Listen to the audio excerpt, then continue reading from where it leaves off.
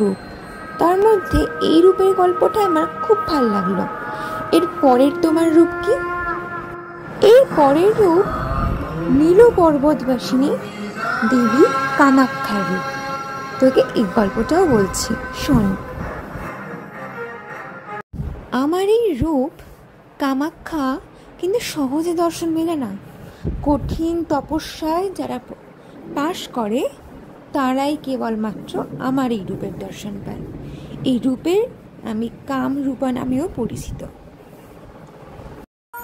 এই রূপে আমি মদন দেবের রূপ ফিরিয়ে দিয়েছিলাম। তারপর সেই পর্বত হয়ে গেল কামরূপ। সেই গল্পই আজ তোকে বলবো।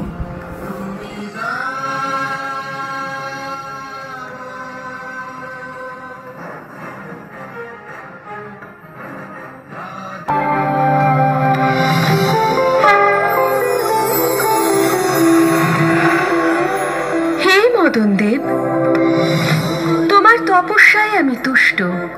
তোমার শরীর আমি কলুষ মুক্ত করলাম। তুমি পূর্ব রূপ ফিরে পাবে।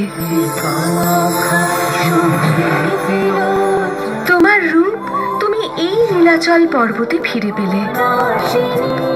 আজ থেকে এই স্থান কামরূপ নামে পরিচিত হবে। আমি ধন্য হলাম দেবী। আপনারই স্তুতিতে আমি নির্মাণ করব এক দেবালয়। দেব বিশ্বকর্মা আমায় সাহায্য করবেন। জয় হোক দেবী আপনার।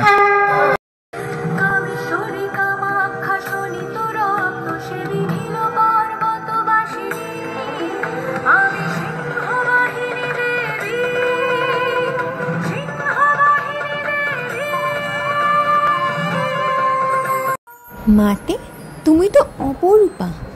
তোমার যে ভিন্ন শক্তি, তোমার কামাক্ষা রূপের শক্তি শুনে আমি তো বাকরুদ্ধ হয়ে গেছি। কি অপূর্ব কাহিনী।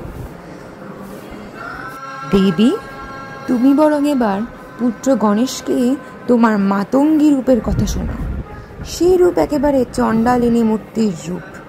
সে শুনলে ও আরোই বাকরুদ্ধ হয়ে যাবে। বেশ বেশ, সেও তো আমার এক জগৎজননী রূপেরই কথা। তোকে বলি, তুই শোন।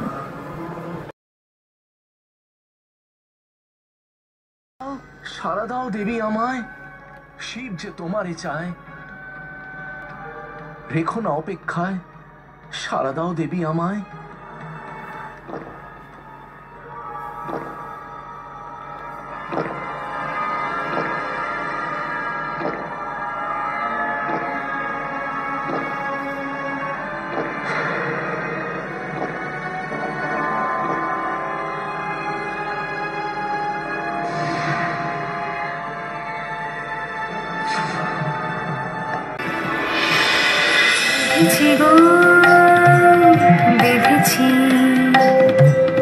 বেঁধেছি গো,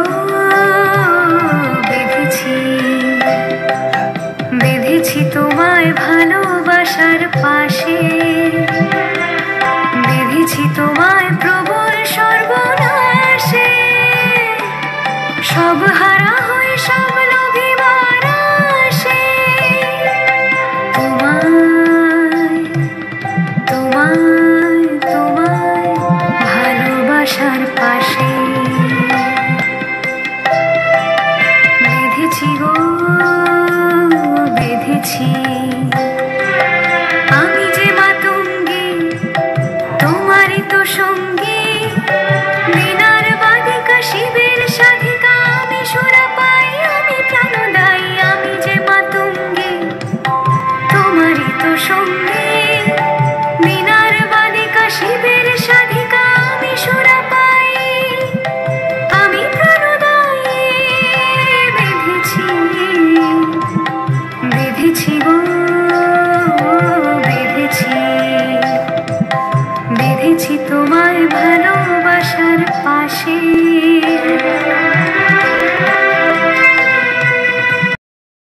ছিল আমার মাতঙ্গী রূপ।